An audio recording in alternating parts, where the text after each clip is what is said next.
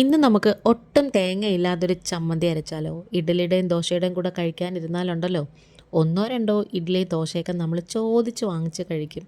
അപ്പോൾ ഇന്നത്തെ വീഡിയോ അതാണ്. സ്കിപ്പ് ചെയ്യാതെ ഫുള്ള് കാണണം. ഇഷ്ടപ്പെട്ടാൽ സപ്പോർട്ട് ചെയ്യണേ. താമസിക്കുന്നില്ല, നേരെ വീഡിയോയിലേക്ക് തന്നെ പോവാം.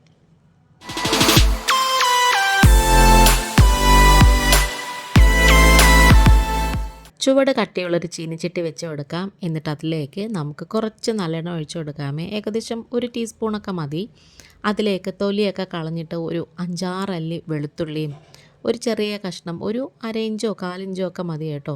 അതും ചെറുതായിട്ടൊന്ന് കട്ട് ചെയ്തിട്ട് അതും കൂടി ചേർത്ത് നന്നായിട്ടൊന്ന് മൂപ്പിച്ചെടുക്കണേ. ഇനി ഇതിലേക്ക് നമ്മൾ ചേർത്ത് കൊടുക്കുന്നത് ഒരു സവോളയാണ്. അത് നീളത്തിലരിയാം അല്ലെങ്കിൽ ചെറുതായിട്ട് കൊത്തിയരിയാം, അത് നമ്മുടെ ഇഷ്ടം. അത് നമുക്ക് ഇട്ട് കൊടുക്കാമേ. ഇനി അതും കൂടി ചേർത്തിട്ട് നന്നായിട്ടൊന്ന് വഴറ്റിയെടുക്കണം. കളർ മാറരുത്. ഒരു കണ്ണാടി പരുവമൊക്കെ ആവുന്ന രീതി വരെ നമുക്കൊന്ന് മൂപ്പിച്ച് വഴറ്റിയെടുക്കാം. ഇനി ഇതിലേക്ക് ഒട്ടും തന്നെ എരിവില്ലാത്ത ഒരു പച്ചമുളക് ചേർത്ത് കൊടുക്കണം. കാരണം നമ്മളിനി ഇതിലേക്ക് വറ്റൽ മുളകൊക്കെ ചേർക്കുന്നുണ്ട്. അതുകൊണ്ടാണ് അതും കൂടി ചേർത്തിട്ടൊന്ന് വഴറ്റി കൊടുക്കണം. ഇപ്പോൾ ദേ സവോളയുടെ കളറൊന്നും മാറിയിട്ടില്ല, എന്നാൽ അത്യാവശ്യം ചെറുതായിട്ടൊന്ന് ഉടഞ്ഞും കൂടി കിട്ടിയിട്ടുണ്ട്. ഇനി നമുക്കിതിലേക്ക് ആവശ്യത്തിനുള്ള ഉപ്പും കൂടി ചേർത്ത് കൊടുക്കാം.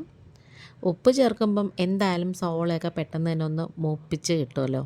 അത് പണ്ടേ ഉള്ള എല്ലാവർക്കും അറിയുന്നുള്ള കാര്യമാണ്. ഇനി പുളിക്ക് ആവശ്യമായിട്ട് തക്കാളി ചേർത്ത് കൊടുക്കാം. ഞാനിപ്പം ഒരു പകുതി തക്കാളിയാണ് കേട്ടോ എടുത്തേക്കുന്നത്. ചിലർക്ക് പുളി കൂടുതൽ ഇഷ്ടമായിരിക്കും. അങ്ങനെയുള്ളവർക്ക് വേണമെങ്കിൽ ഒരു ചെറിയ ചുള വാളംപുളിയും കൂടി ചേർത്ത് കൊടുക്കാം. ഇനി നമുക്കിതിലേക്ക് ഫ്ലേവറിന് വേണ്ടിയിട്ടുള്ള സാധനങ്ങളൊക്കെയാണ് കേട്ടോ ചേർക്കുന്നത്. നമുക്കിപ്പം കുറച്ച് കറിവേപ്പില ചേർത്ത് കൊടുക്കാം.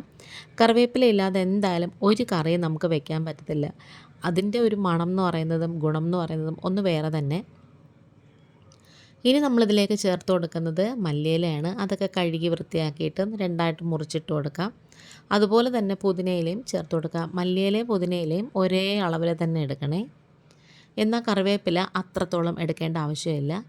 ഇനി ഇതെല്ലാം കൂടി ചേർത്ത് നന്നായിട്ട് ഇങ്ങനെ വഴറ്റിയെടുത്തതിന് ശേഷം എരിവിന് വേണ്ടിയിട്ട് നമുക്ക് വറ്റൽമുളക് ചേർത്ത് കൊടുക്കാം. ഞാനിപ്പോൾ 2 വറ്റൽമുളകാണ് കേട്ടോ ചേർത്ത് കൊടുത്തത്. പിന്നെ എനിക്ക് തോന്നി എന്തായാലും ഒന്നും കൂടി ചേർത്ത് കൊടുക്കാമെന്ന്. ആ ഒന്ന് എന്തായാലും വേണ്ടായിരുന്നു. 2 എണ്ണം ഇട്ടാലും മതി കേട്ടോ. പിന്നെ ഇച്ചിരി സ്പൈസിയൊക്കെ ഇഷ്ടമുള്ളവർക്ക് ആ ഒരെണ്ണം കൂടെ കിടന്നോട്ട്. എന്നാലും തീരെ കുഴപ്പമൊന്നുമില്ലായിരുന്നു. അത്യാവശ്യം എരിവും കാര്യങ്ങളൊക്കെ ഉണ്ടായിരുന്നേ. ഇനി നമുക്കിതിലേക്ക് കുറച്ച് പൊട്ടുകടലയാണ് കേട്ടോ ചേർത്ത് കൊടുക്കുന്നത്.